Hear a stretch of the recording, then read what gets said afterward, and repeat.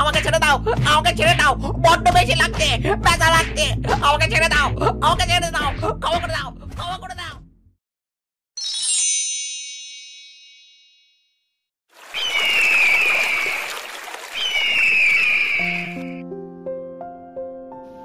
আমার ডিমগুলো তো অনেক দিন হয়ে গেল, এবার ডিম ফুটে আমার ছোট ছোট ছানারা বেরিয়ে আসবে, তাদেরকে আমি শাসন করব, ভালোবাসবো।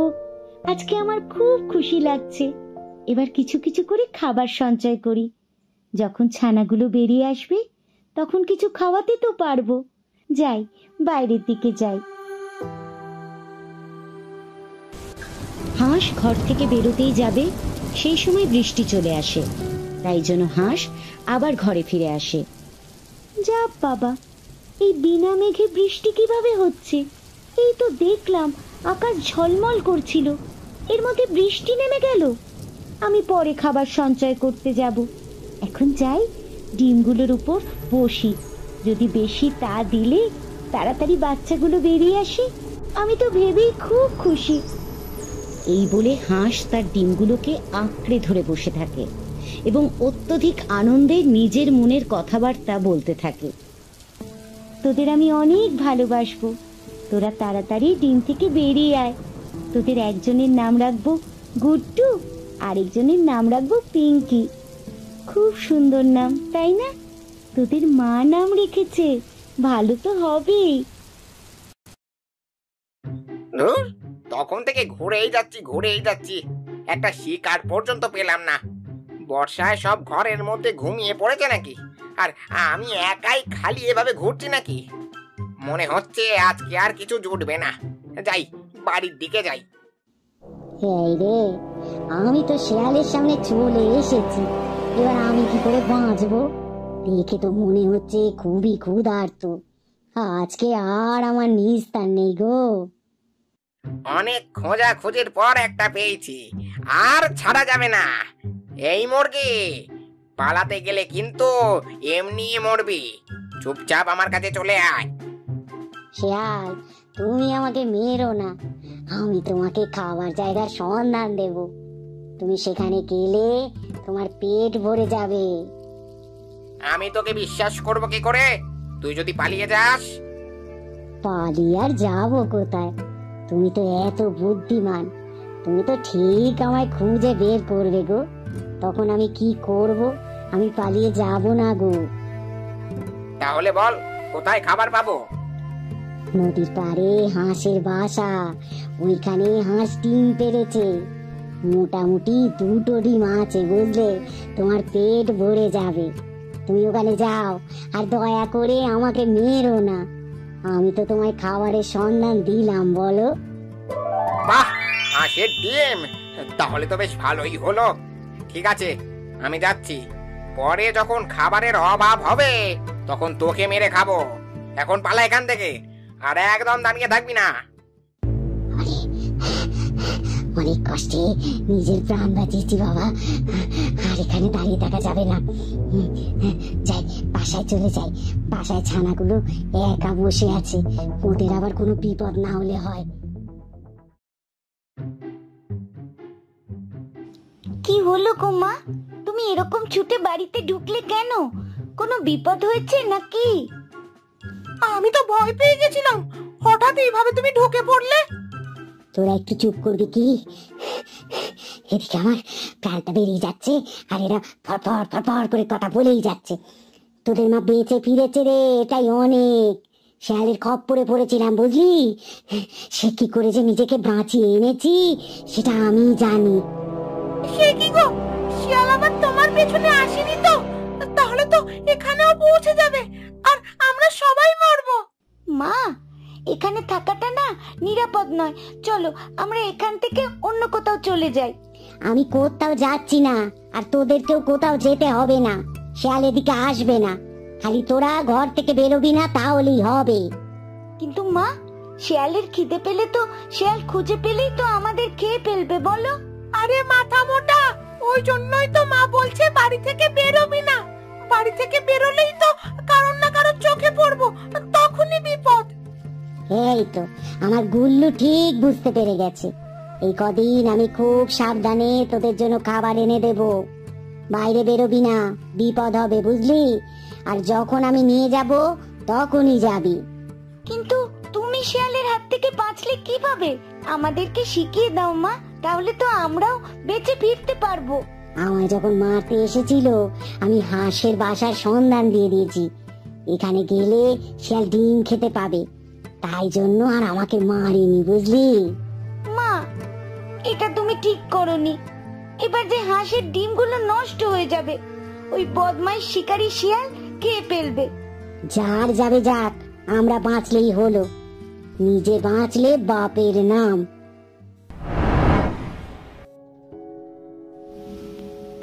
এই তো বৃষ্টি থেমে গেছে, এবার যাই দেখি।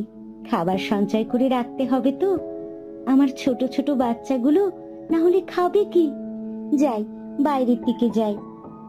হাঁস বাইরে চলে যায় এবং বাসায় প্রবেশ করে শিকারী শেয়াল। সেখানে দুটো বড় বড় ডিম দেখে শেয়ালের মুখ থেকে পানি পড়তে থাকে। আরে, মুরগি তো তাহলে ঠিক খবর দিয়েছিল। এখানে যে দুটো বড় বড় ডিম, আর এখন হাঁস এখানে নেই। এখানে বসে বসেই খেয়ে ফেলি। নিশ্চয়ই হাঁস খাবারের সন্ধানে গেছে, আসতে দেরি হবে। ততক্ষণে আমি খেয়ে পালাবো, কে খেয়েছে জানতেই পারবে না। শেয়াল বসে বসে আয়েশ করে একটা একটা ডিম খেয়ে ফেলে। ডিম খেয়ে শেয়ালের পেট ভর্তি। এবারে শেয়াল হাঁসের বাসা থেকে বেরিয়ে পড়ে। বেরোনোর সময় মা হাঁস সেটা দেখতে পায়। আহ, ভোজনটা বেশ ভালোই হলো। মুরগিটা তাহলে ঠিক কথাই বলে। এবার তাহলে ওই মুরগিকে দেখতে পেলেই আমার খাবারের সন্ধান হয়ে যাবে। আরে, আমার বাসা থেকে শেয়াল বেরোচ্ছে। নিশ্চয়ই আমার ডিমগুলোকে খেয়ে ফেলেছে বদমাস। তাড়াতাড়ি গিয়ে দেখি ওই শেয়াল বেটা খবর কি করে পেল আমি ডিম পেড়েছি। কত আশা করেছিলাম আমার বাচ্চাদেরকে খুব ভালোভাবে মানুষ করব, আমার ডিমগুলোকে খেয়ে ফেললে। আয় আয়, আমাকে ধরবি আয়। কেমন ভাবে ধরিস আমিও দেখবো। আমার থেকে জোরে তুই দৌড়তেই পারবি না। আমি তো তোকে ধরেই ছাড়বো। সব থেকে জোরে আমি দৌড়াই, তোর থেকেও বেশি জোরে। আমি তোকে এক্ষুনি ধরে ফেলবো, দেখ।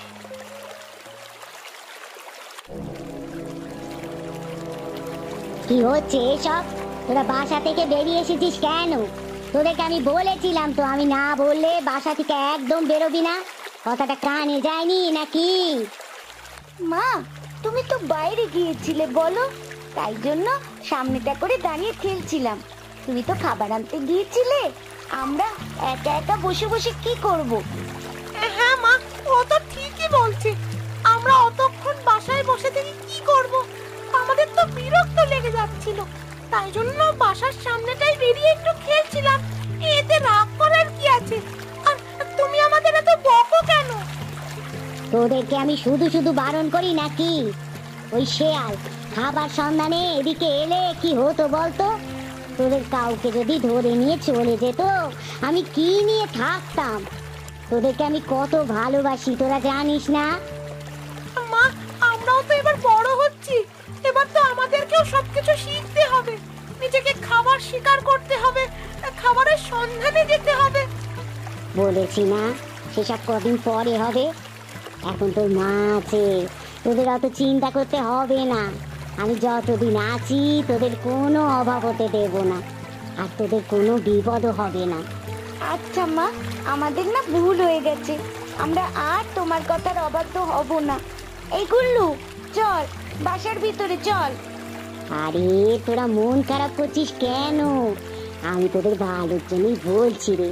আমি তো মা, নিশ্চয়ই তোদের ভালোই চাইবো। আয় বাসার ভিতরে আয়।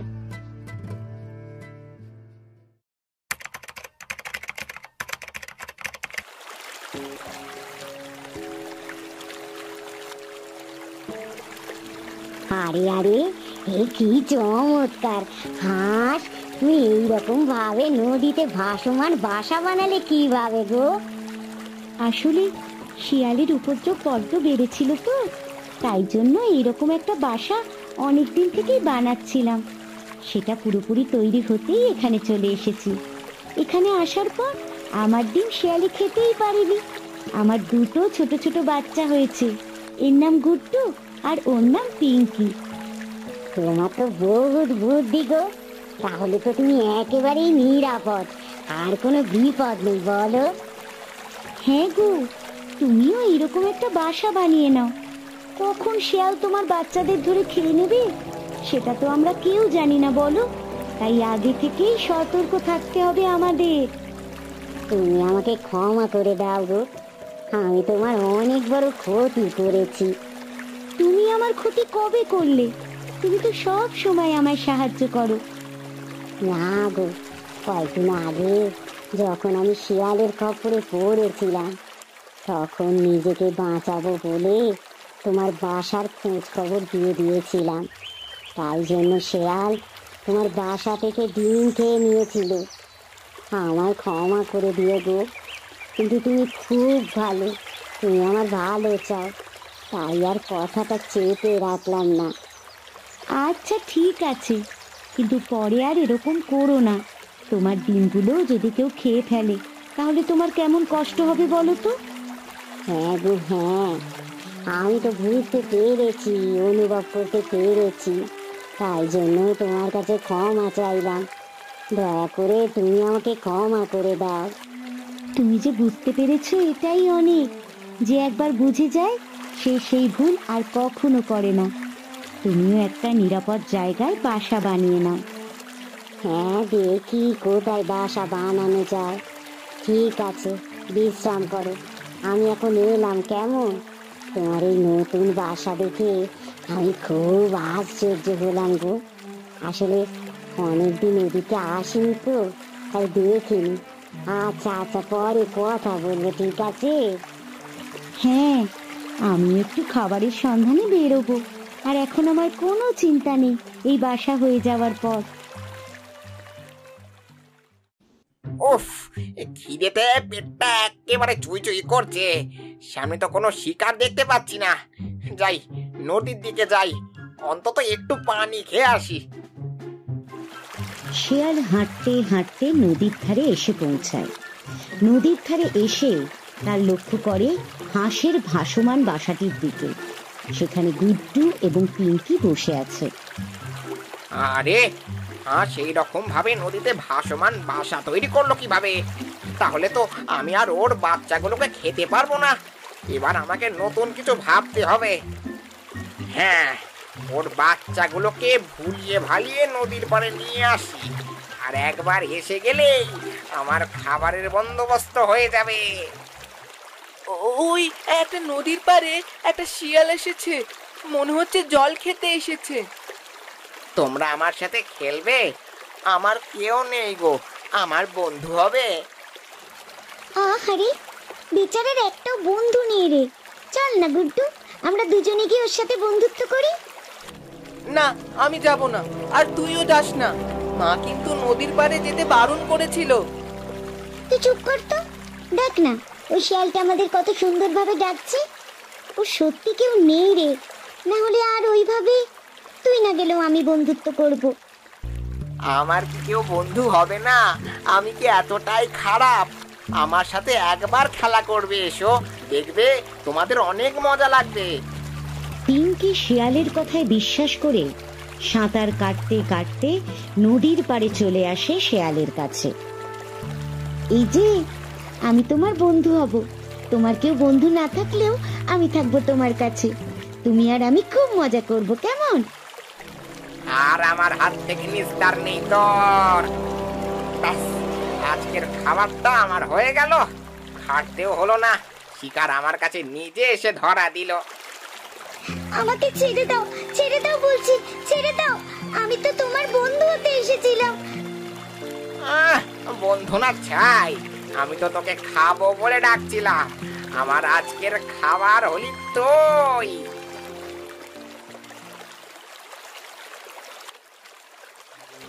আরে গুড্ডু, তুই কাঁদছিস কেন? আর পিঙ্কি কোথায় গেল রে? তোর সাথেই তো বসেছিল।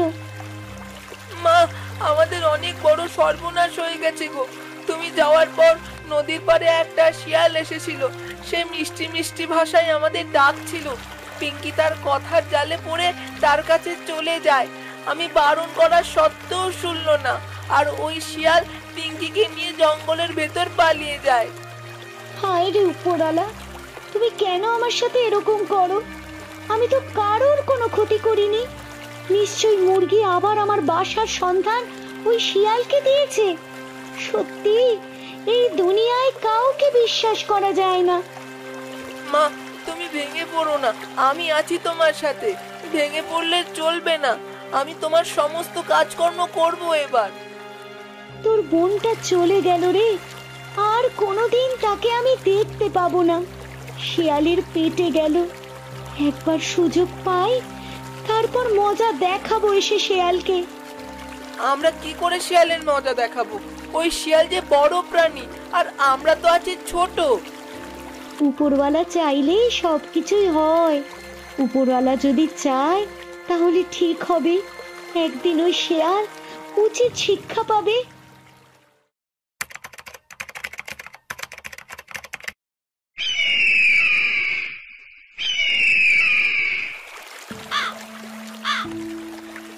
আর ভালো লাগে না এই জীবন। শুধুমাত্র মাছ ধরো আর গিয়ে মাকে দাও। কতদিন আর এইভাবে চলবে? মা তো নিজে কোনো কাজকর্ম করতে পারে না। আমি খেটে খেটে মরি। আরে, তুমি একা একা এখানে কি করছো গো? রেগে আছো মনে হচ্ছে। কোনো সমস্যা হয়েছে নাকি? কে তুমি সুন্দরী? তোমার রূপ যে আমার মুগ্ধ করছে। কত সুন্দর চেহারা তোমার। তোমায় দেখেই যে আমার মন একদম ভালো হয়ে গেল। তা তোমার নাম কি? আমার নাম মন্টি। তোমাকেও তো দেখতে খুব সুন্দর গো। তুমি এত রেগে আছো কেন? আমার মায়ের বয়স হয়েছে, এখন আমি মাছ ধরি, মাকে দিয়ে আসি, আরো কত কাজ আমি একাই করি। এইসব আর ভালো লাগছে না। এসব ছেড়ে দাও, এসব করার কোনো দরকার নেই। তুমি কি আমার জীবন সঙ্গী হবে? আমি যাব তোমার সাথে। এই জীবন আমার আর ভালো লাগছে না। তোমার সাথে গেলে আমার জীবন আরো রঙিন হয়ে উঠবে। তাহলে চলো আমার বাড়ি, আমার সাথে। এবার থেকে আমরা দুজন ওখানেই থাকবো।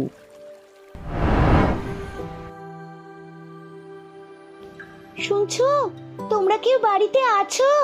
তাহলে আমায় একটু সাহায্য করো না। আরে, তুমি এখানে এসেছো, কিছু দরকার আছে নাকি? ভিতরে এসো। আসলে আমি একটু সাহায্য চাইতে এসেছি। আমার ছেলে গুড্ডু আমার জন্য খাবার আনতে গিয়েছিল। আজকে খাবারের সন্ধানে গিয়ে আর ফিরে আসেনি। তাই তোমাদের কাছে একটু সাহায্য চাইতে এসেছি।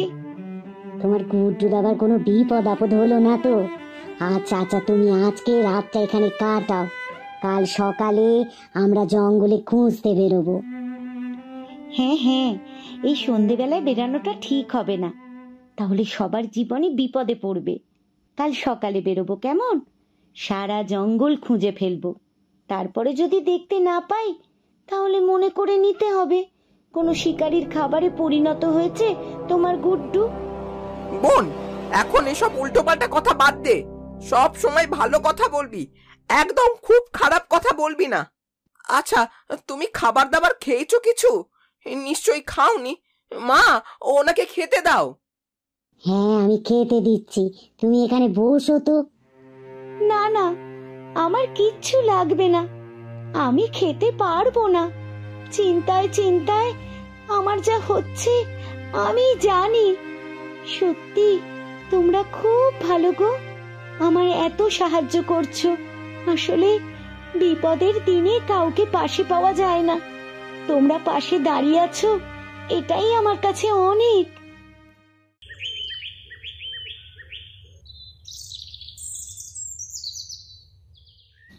তোমার সাথে এবার আমি সারাটা জীবন কাটাবো। তুমি আমায় ছেড়ে যাবে না তো? না না, কখনো না। আমিও তো সারাটা জীবন তোমার সাথে কাটাবো।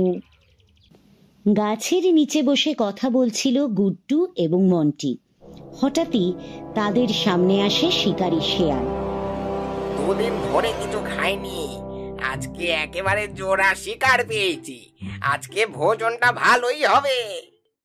পালা রে পালা, না হলে শিয়ালের পেটে যেতে হবে।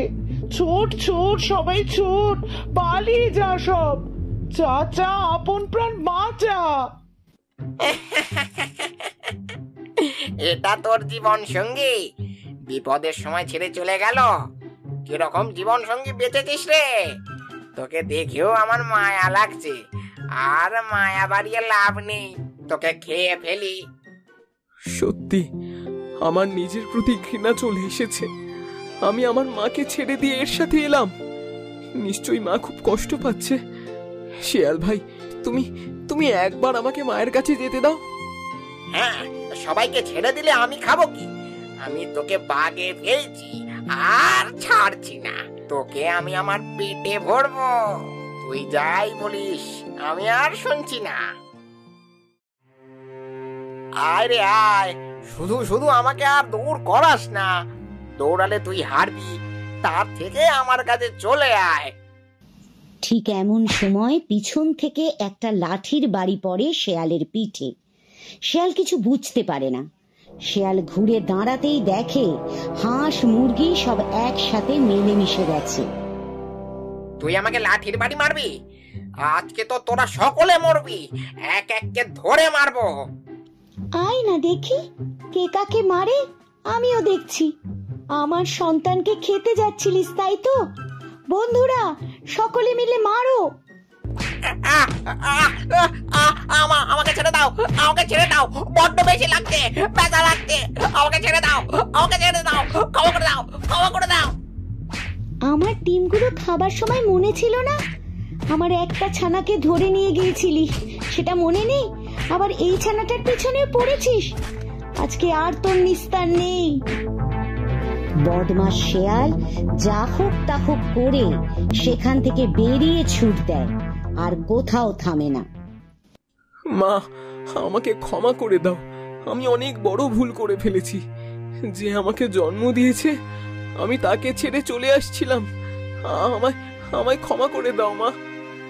শোন গুড্ডু, আমরা যা করি তোদের ভালোর জন্যই করি বাবা। তোরা বড় হয়েছিস, তোদের রাগ অভিমান হতেই পারে, তবে মায়েরা কখনো খারাপ চায় না রে। এগুলো একটু মাথায় রাখিস। রাগের মাথায় উল্টো পাল্টা সিদ্ধান্ত নিলে নিজেরই ক্ষতি বাবা।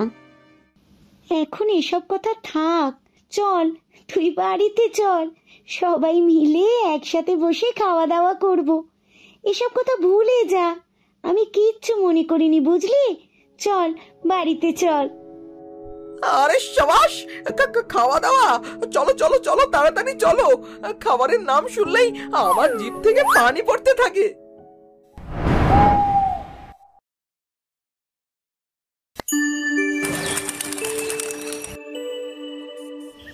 অনেকদিন আগের কথা। একদা এক বনে বাস করত এক টুনি পাখি, আর টুনা পাখি ছিল টুনির স্বামী। তারা দুজনে সুখে শান্তিতে দিন যাপন করছিল। তারপর খা মিনু খা, বেশি করে খা, পেট ভরে খা। বেশি বেশি খেতে পারলেই তো তবে তুই বেশি বেশি দুধ দিতে পারবি।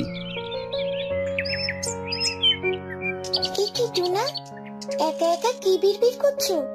তোমার মাথাটা গেল নাকি? একা কেন কথা বলবো টুনি, আমি তোমাদের মিনুর সাথে কথা বলছিলাম। হয়েছে হয়েছে, কাজকর্ম সব ফেলে রেখে মিনুর সাথে কথা বললেই হবে? আমার তো এখন আর কোনো কাজ নেই টুনি, আমার এখন কাজ শুধু মিনুকে খাওয়ানো। কাজকর্ম না করলে তুমি মিনুকে খাবার এনে দেবে কি করে বলো তো বাপু? খাবার কি আর এমনি এমনি বাড়িতে চলে আসবে? প্রয়োজন হলে তাই আসবে টুনি, একটু সবুর করো, দেখবে খাবার এমনি এমনি বাড়িতে চলে আসবে। খাবার কখনো এমনি এমনি বাড়িতে চলে আসে নাকি? সত্যি সত্যি কি তোমার মাথাটা গেল নাকি টুনা? আমার মাথা যাবে কেন টুনি, আমাদের মিনু দুধ বাজারে বিক্রি করব, তারপর অনেক টাকা পাবো আমরা। সেই টাকা দিয়ে মিনুর জন্য খাবার নিয়ে আসবো, আর সাথে আমাদের জন্য নিয়ে আসবো। এই কথা তো আমি আগে ভেবে দেখিনি টুনা। তাহলে আর দেরি কোথায়? তুমি এখনই আমাদের মিনুর ভাড় থেকে দুধ সংগ্রহ করে বাজারে নিয়ে যাও টুনা। ঠিক আছে টুনি, যাও আমাকে একটা বালতি এনে দাও, আমি মিনুর ভাড় থেকে দুধ সংগ্রহ করছি। টুনি তারপর একটা বালতি এনে টুনাকে দেয়, আর টুনা মিনুর কাছে এসে বালতিটা মিনুর ভাঁড়ের নিচে রাখে। তারপর ভাঁড় থেকে দুধ সংগ্রহ করে নেয় বালতিতে। ধন্যবাদ মালিক, আপনাকে আমার ভাঁড় থেকে দুধ সংগ্রহ করে নেবার জন্য। এখন নিজেকে অনেক হালকা লাগছে। আমি এখন মনের সুখে লাফাতে পারবো, নাচতে পারবো। কি আনন্দ, কি আনন্দ! বাবা, আমাদের মিনুর দুধ দিয়ে বালতি তো দেখি ভরে গিয়েছে। হ্যাঁ টুনি, এই দুধ বাজারে বিক্রি করতে পারলে আমি অনেক টাকা পাবো। তারপর আমাদের মিনুর জন্য অনেক ভালো পুষ্টিকর খাদ্য নিয়ে আসবো। ঠিক বলেছ টুনা, আমরা যদি মিনুকে পুষ্টিকর খাবার দিই তবে তো মিনু আমাদেরকে প্রতিদিন অনেক দুধ দিবে। বেলা যে বয়ে যায় টুনি, আর দেরি নয়, আমি বাজার থেকে আগে দুধগুলো বিক্রি করে আসি, কেমন? হ্যাঁ গো হ্যাঁ, দুধগুলো নিয়ে সাবধানে যেও। দুধগুলো যেন আবার পথে পড়ে না যায়, সেদিকে খেয়াল রেখো, কেমন? সে নিয়ে তোমায় ভাবতে হবে না টুনি।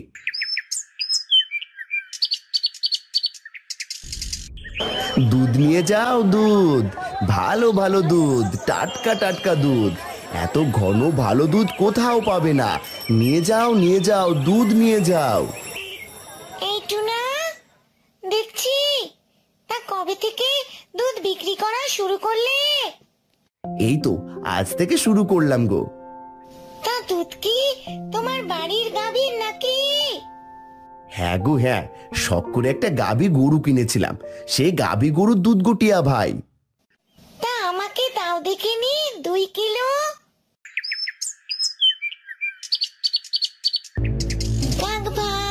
কাক ভাই চললে কোথায়? বউয়ের আমার শাড়ি চাই, শাড়ি কিনতে বাজারে যাই। তোমার হাতে কি ভাই? দেখি ভাই, দেখি ভাই। বউ মানে তেরা ভাই, এটা চাই ওটা চাই, সারাদিন খাই খাই, দুধ চাই ফল চাই, তাই তো আমি দুধ নিয়ে বাড়ি যাই, বাড়ি যাই।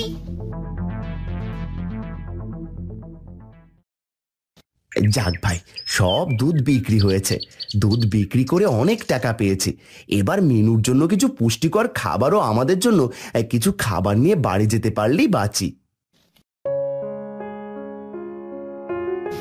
কার কার বাড়িতে গাভী আছে? গাভীর জন্য পুষ্টিকর খাবার কিনে নিয়ে যান, পুষ্টিকর খাবার। আপনাদের জন্য বাজারে শুধুমাত্র আমি নিয়ে এসেছি গাভীর জন্য পুষ্টিকর খাবার। আর কোথাও পাবেন না এরকম পুষ্টিকর খাবার। নিয়ে যান, নিয়ে যান। ওই তো আমাদের মিনুর জন্য খাবার পেয়েছি। যাই, মিনুর জন্য কিছু খাবার কিনে নিয়ে আসি।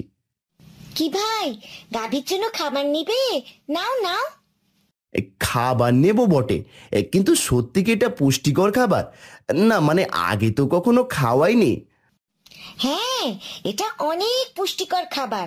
এটা খেলে গরু অনেক মোটা তাজা হবে এবং বেশি বেশি দুধ দেবে।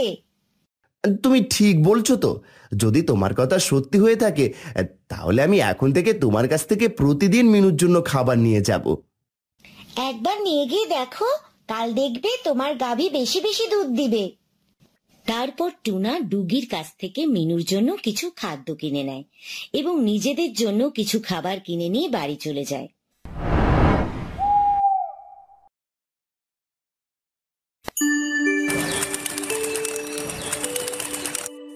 পরের দিন সকালে, টুনি দেখে যাও টুনি, আজ আমাদের মিনুর কতগুলো দুধ হয়েছে।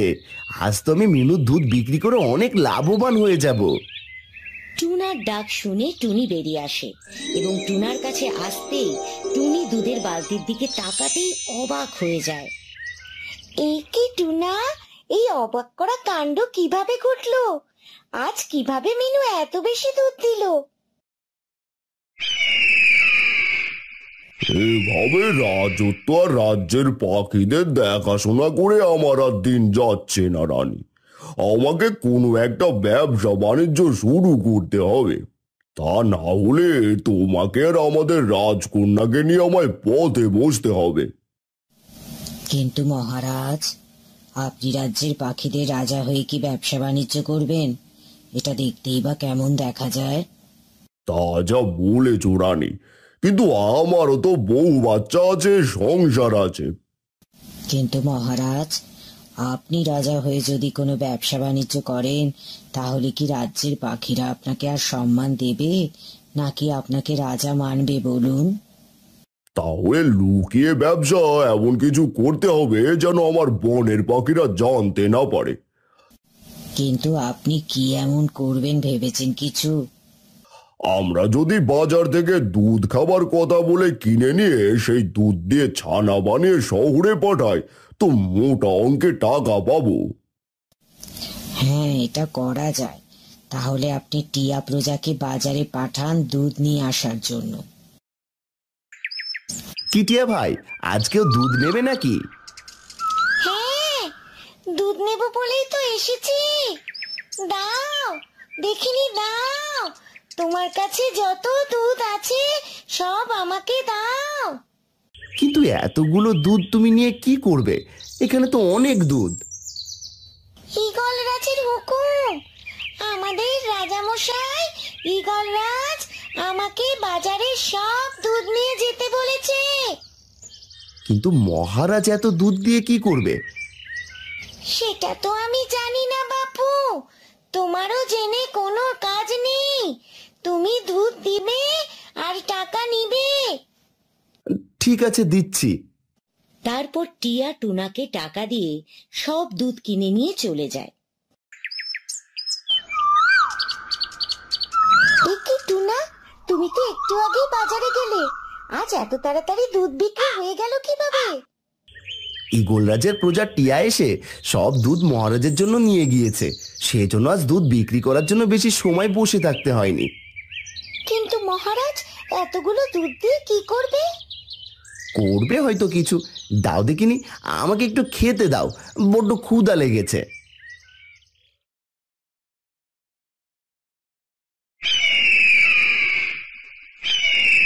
বাহ রানী, বাহ রানী, বাহ, আজ প্রথম দিনে অনেকগুলো ছানা বানিয়ে ফেলেছি দেখছি। কিন্তু এগুলো শহরে নিয়ে যাবে কে? আমি নিজেই এগুলো নিয়ে শহরে যাব। কিন্তু মহারাজ, বনের পাখিরা আপনাকে এগুলো নিয়ে যেতে দেখলে কি ভাববে বলুন তো? আরে রানী, আমি কি ওদের সামনে দিয়ে নিয়ে যাব নাকি? বনের পাখিরা যখন ঘুমিয়ে থাকবে, তখন আমি রাতের আধারে এগুলো শহরে নিয়ে যাব। আপনি যেটা ভালো মনে করেন। রাত হতেই ঈগল মহারাজ তার নিজের হাতে বানানো ছানাগুলো নিয়ে শহরের উদ্দেশ্যে রওনা দেয়।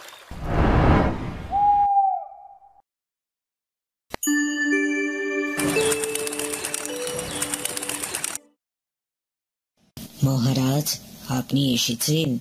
পথে কোনো সমস্যা হয়নি তো? সবকিছু ঠিকঠাক হয়েছে তো? হ্যাঁ রানী, সবকিছু ভালোই ভালোই হয়েছে। আর আমার সবগুলো ছানা বিক্রি হয়েছে, মোটা অঙ্কের টাকাও পেয়েছি বটে। সত্যি বলছেন মহারাজ?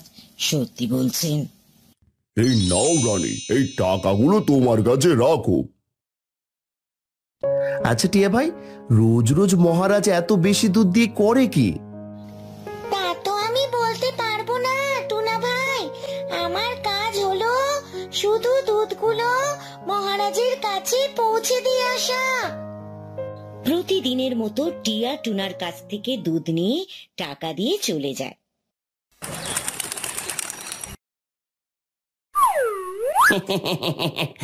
আরে আরে, আমার মাথায় এগুলো কি পড়লো? পানির মতো মনে হচ্ছে, কিন্তু এটা তো দেখছি সাদা পানি। আমার জন্মেও আমি কখনো সাদা পানি দেখিনি। তখন শিয়ালের মাথা থেকে দুধের ফোঁটা টপ টপ করে গড়িয়ে শিয়ালের মুখের ভিতরে যায়। এ কি, আমার মুখের ভেতর কি গেল? মিষ্টি মিষ্টি খেতে মনে হচ্ছে। বুঝেছি, আমার মাথার উপর যে সাদা পানি পড়েছিল সেটা গড়িয়ে গড়িয়ে মুখে গেছে। সাদা পানি দেখছি অনেক সুস্বাদু। আমার তো এই সাদা পানি তৃপ্তি করে খেতে ইচ্ছে করছে, কিন্তু আমি এই সাদা পানি পাবো কোথায়? আমাকে ওই টিয়া পাখির সন্ধান করতে হবে। আমি ওই টিয়া পাখির সন্ধান পেলে তবে এই সাদা পানির সন্ধান পাবো।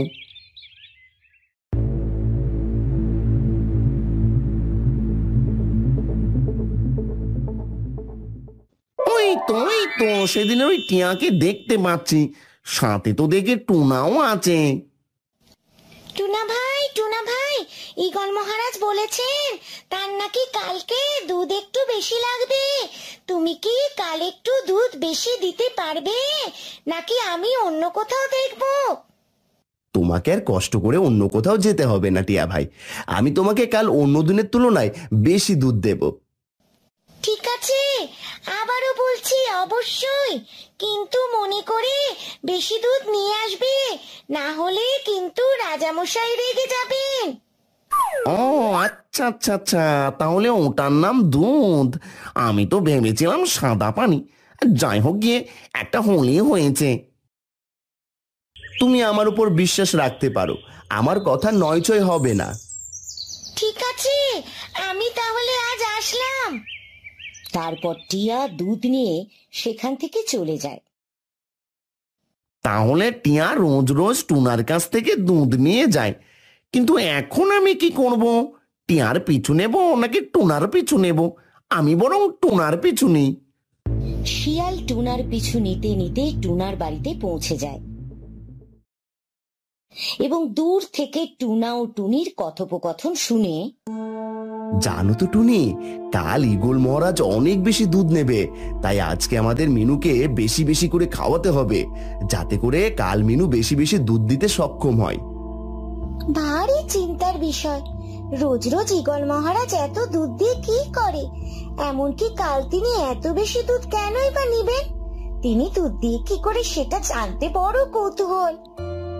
এত বেশি কৌতূহল ভালো নয়, আমাদের কাজ ঈগল মহারাজকে দুধ দেওয়া, তার বিনিময়ে তার থেকে টাকা নেওয়া। আমরা টাকা পেলেই হয়েছে, কি বলো?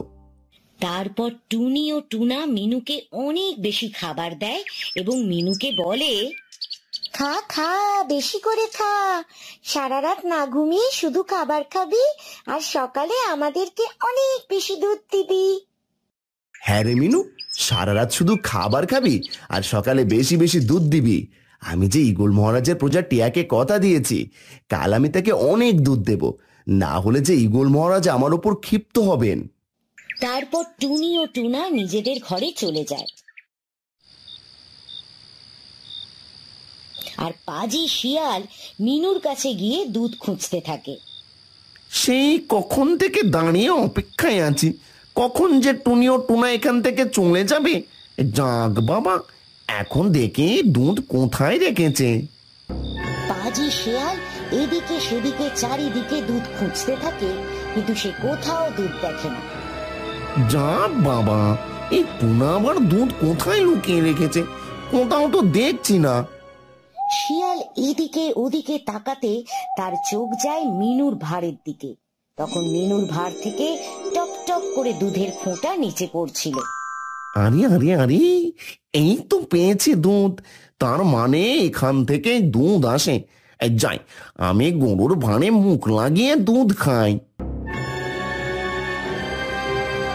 তারপর পাজি শিয়াল গাভীর দুধের ভাঁড়ে মুখ দিয়ে দুধ খেতে থাকে। তখন, কে তুমি, কে তুমি? তুমি তো আমার জানা নয়, তাহলে তুমি কেন আমার ভাঁড় থেকে দুধ খাচ্ছ? তুমি যাও এখান থেকে, চলে যাও। এই হাম্বার বাচ্চা, হাম্বা, চুপ কর বলছি। তোকে এত চেঁচামেচি করতে বলেছে নাকি? তুমি অনেক খারাপ এবং একটি পাজি শিয়াল।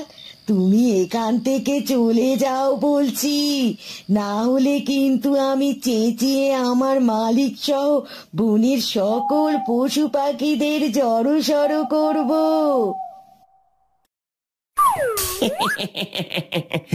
আমি সারা জীবন হাঁস মুরগি পশু পাখির মাংস খেয়ে এসেছি, আমার জন্মেও আমি কখনো দুধ খাইনি, আর আমি আজ দুধ খেয়ে বুঝলাম দুধ অনেক সুস্বাদু, আর আমার কাছে অনেক অনেক ভালো লেগেছে। হ্যাঁ, আমার দুধ অনেক সুস্বাদু এবং অনেক পুষ্টিকর। আমার দুধ সকলের দেহের দুর্বলতা কাটিয়ে দেয় আর শরীরকে শক্তিশালী করে গড়ে তোলে। আজ থেকে আমি প্রতিদিন তোমার দুধ খাবো, আর আমি এই বনের সবার তুলনায় অনেক শক্তিশালী হব, আর আমি হব এই বনের পশু পাখিদের ভবিষ্যৎ রাজা। আমি কখনোই তোমার মনের আশা পূরণ হতে দেব না পাজি শিয়াল। তুমি এখনই বেরিয়ে যাও এখান থেকে। বলেই মিনু পাজি শিয়ালকে একটা লাথি মারে, আর শিয়াল মিনুর লাথি খেয়ে কারেন্টের ঝটকার মতো দূরে গিয়ে ছিটকে পড়ে। ও বাবারে, আমার মাজা ভেঙে গেল রে। ও বাবারে, গাভীটা আমাকে লাথি মেরেছে রে। ও বাবারে বাবারে, আমি এখান থেকে পালাই রে। ও বাবারে, আমি আর দুধ চুরি করে খাবো না রে। বলেই পাজি শিয়াল ল্যাংড়াতে ল্যাংড়াতে সেখান থেকে চলে যায়।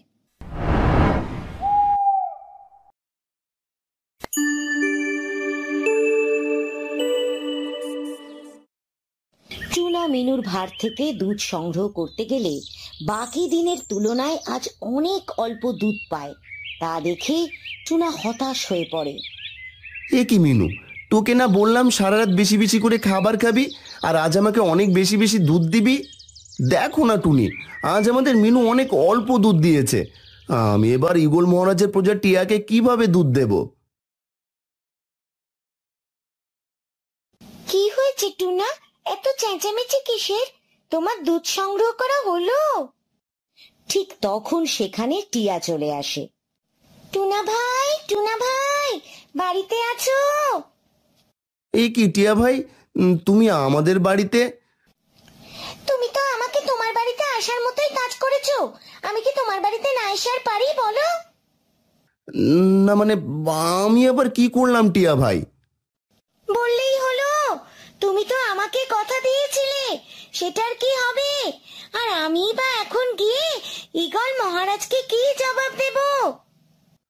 আসলে টিয়া ভাই, আজ আমার গাভী বেশি দুধ দেয়নি, সেই জন্য আমি বাজারে যেতে পারিনি।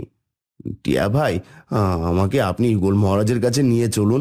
আমি একবার মহারাজকে বুঝিয়ে বলি, যেন তিনি আমাকে একটা দিন সময় দেয়। আমার কোনো দোষ নেই মালিক।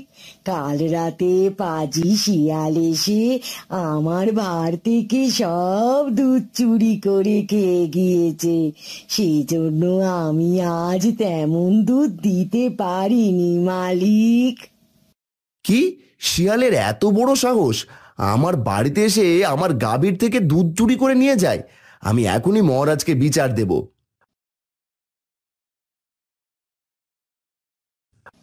তারপর টুনি, টুনা ও টিয়া ঈগল মহারাজের কাছে যায় আর সবটা খুলে বলে। এখনই শিয়ালকে আমার দরবারে ডেকে পাঠাও, আজ ওই শিয়ালের একটা হেস্ত নেস্ত করেই ছাড়বো।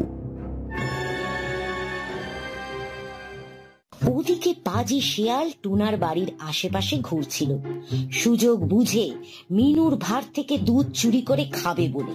ঠিক তখন সেখানে টিয়া আসে আর শিয়ালকে বলে, পাজি শিয়াল, পাজি শিয়াল, কি করো এখানে দাঁড়িয়ে? ঈগল মহারাজ ডাকে তোমায়, জলদি আসো রাজ দরবারে। টিয়া ভাই কেন ডাকে রাজা মশাই? করিনি তো আমি কোনো পাখির ছানা চুরি, কেন যাব রাজার বাড়ি? রাজা মশাই অসুস্থ, তাই সবাই আমরা নতুন রাজা চাই। তুমি শক্তিশালী ও বুদ্ধিমতী, তাই তো তোমার হাতে তুলে দিবে মহারাজ তারপর তরবারি। কি, তুমি সত্যি বলছো? আমি এখনই যাচ্ছি। বলেই পাজি শিয়াল গান গাইতে গাইতে ও নাচতে নাচতে ঈগল মহারাজের বাড়িতে যায়। যেতে যেতে পথে দিনে রাতে টুনির ছাটি আর ছানা খাবো একসাথে। যেতে যেতে পথে দিনে রাতে গাভীর দুধ খেতে কি মজা হবে রে। একবার শুধু আমায় বনের রাজা হতে দে রে রে রে রে। তারপর যেই না পাজি শিয়াল ঈগল মহারাজের কাছে যায়, তেমনি বনের সকল পাখি তাদের লম্বা লম্বা ঠোঁট দিয়ে পাজি শিয়ালকে ঠোকরাতে থাকে। ওরে বাবারে বাবারে বাবারে, আমাকে ছেড়ে দাও রে। ওরে বাবারে, আমাকে ঠোকর দিও না রে। ওরে বাবারে, আমি কি অপরাধ করেছি রে? ওরে বাবারে, আমাকে শাস্তি কিসের দিচ্ছ রে? আমার গাভীর দুধ চুরি করে খাবার শাস্তি তোকে দিচ্ছে। বল বল, আর কখনো আমার গাভীর দুধ চুরি করবি? আমি আর কখনো তোমার গাভীর দুধ চুরি করে খাবো কিনা সেটা পরে জানাবো। এখন তো আমাকে ছেড়ে দাও। তোমরা দয়া করে আমাকে একটু পালানোর সুযোগ করে দাও। ইস, মরে গেলাম রে, মরে গেলাম। আমাকে ছেড়ে দাও। তোর মতো চোরের এ বনে কোনো জায়গা নেই, তোকে মেরে নদীতে ফেলে দেওয়া হবে। আমার জন্মই তো চোর বংশে, আমার কাজই তো সবার বাড়িতে চুরি করে খাওয়া। তবে রে, মারো সবাই বেটাকে। ইস, আর মেরো না। ওদিকে তাকাও সবাই, ওই দেখো দেখো, আগুন আগুন আগুন, দেখো ঈগল মহারাজের বাড়িতে আগুন লেগেছে। শিয়ালের মুখে আগুনের কথা শুনে সবাই যেই না ওদিকে তাকায়, তেমনি সেই সুযোগ কাজে লাগিয়ে পাজি শিয়াল সেখান থেকে দৌড়ে পালিয়ে যায়। আর সেখানেই শেষ হয় আজকের গল্প।